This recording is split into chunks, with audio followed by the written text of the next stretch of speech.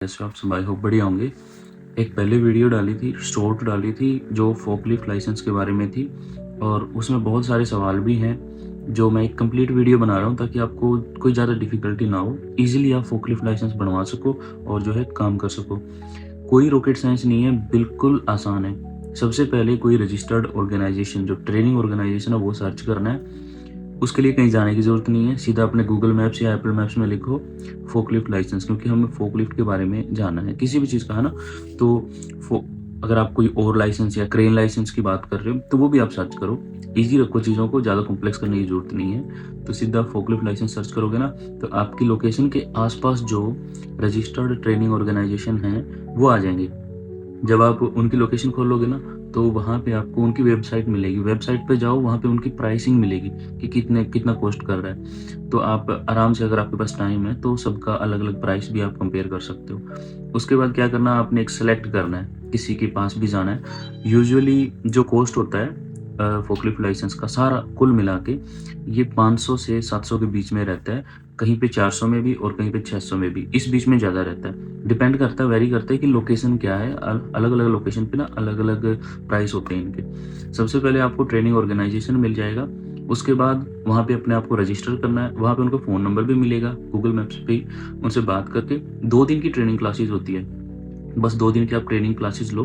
पहले आप उनको कॉल करके अपनी अपॉइंटमेंट बुक करोगे कि किस दिन आना है। अपनी क्लासेस बुक करोगे, वहाँ पे फिर आप जाओगे, 2 दिन की ट्रेनिंग लोगे। वहाँ पे थ्योरी और प्रैक्टिकल दोनों तरह का होता है। 2 दिन में सारा कवर हो जाता है और 2 दिन बाद आप एलिजिबल हो जाते हो लाइसेंस के। वहाँ पे आपको सारे वहाँ का जो सर्टिफिकेट है, जो भी चीज़ उन्होंने देनी है, वैलिड करना है आपके टेस्ट को। ईजी है, ज़्यादा मुश्किल नहीं है कि वो हो नहीं पाएगा। वो करने के बाद में आपने क्या है, हैवी वर्क लाइसेंस अप्लाई करना है वर्क सेफ के साथ, ऑस्ट्रेलिया। इनकी वेबसाइट पे भी आप अप्लाई कर सकते हो, जो आपको डॉक्यूमेंट मिले हैं वो। और कई बार जो आपका इंस्टीट्यूट है ना वो खुद भी अप्लाई कर देता है, तो वो आपका अप्लाई हो जाएगा। और आपके पास टाइम होता है 2 महीने का।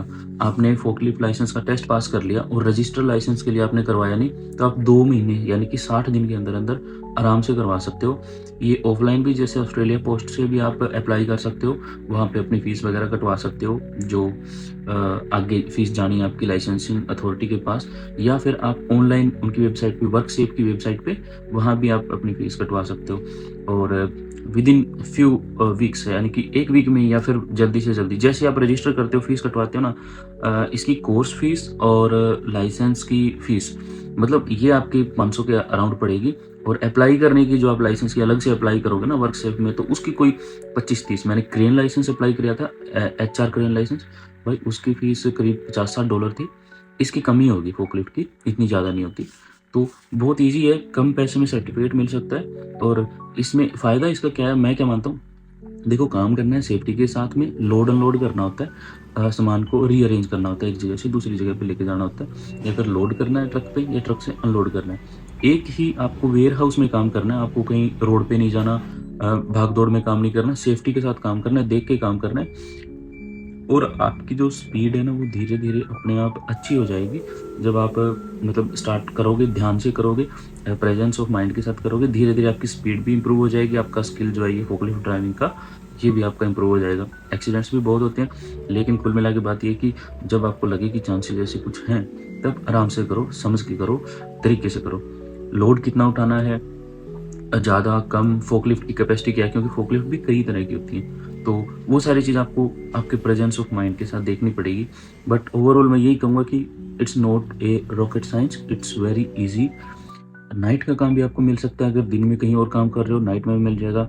और पे ट्रांजेक्शन कैसे होगी, वो कैश जो या फिर अकाउंट या फिर जैसे भी होगा, वो आपका पर्टिकुलरली डिपेंड करता है कि जहाँ आप जॉब कर रहे हो उनके साथ आपकी क्या बॉन्डिंग है। और बंदा आपको कोऑपरेट करता है, अगर आप उनको कोऑपरेट कर रहे हो तो वो भी कोऑपरेट करते हैं। ऑफलाइन ये जॉब आप आराम से अपने आसपास जितने वेयर हाउस है वहाँ पे विजिट करके जॉब ढूंढ सकते हो, ज़्यादा इजी रहता है ऑनलाइन के बजाय।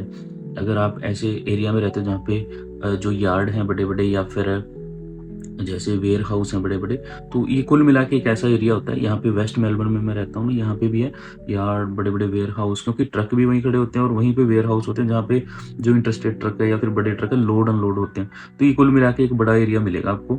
वहाँ पे बहुत सारे वेयर हाउस होंगे, सभी में अपना रिज्यूमे दो और सभी में अपनी डिटेल्स मेंशन कर दो और आपको बहुत जल्दी फोकलिफ्ट की जो है ना जॉब मिल जाएगी।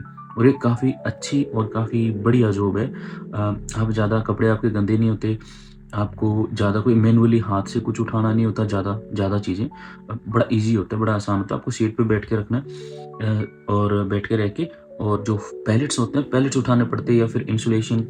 मोस्टली जो 90% लोड होता है ना, वो पैलेट के ऊपर होता है और थोड़ा बहुत जो बच गया वो जैसे इंसुलेशन होगी, उसकी फोकलिफ्ट अलग होती है। अब पैलेट वाली तो ऐसे नीचे से उठाती है और जो इंसुलेशन वाली जॉब होती है ना, इंसुलेशन में वो इंसुलेशन के पैक होते हैं, जैसे ऐसे फोम की तरह होती है इंसुलेशन, तो उसकी फोकलिफ्ट ना ऐसे होती है, तो बड़े-बड़े जैसे डोर होते हैं, वो ऐसे उनको मतलब टाइट करके तो उठा के ट्रक के ऊपर रख देते हैं। तो इट्स ईज़ी।